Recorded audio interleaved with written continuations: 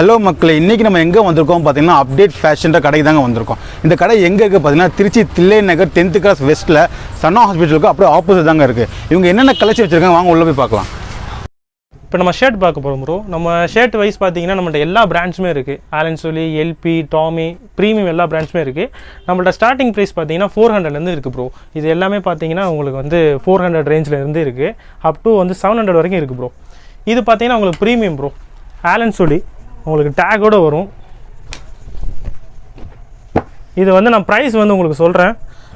Colours பாருங்கள், இதில் கிட்டத்தட்ட 15லேருந்து 18 கலர்ஸ் வருது ப்ரோ.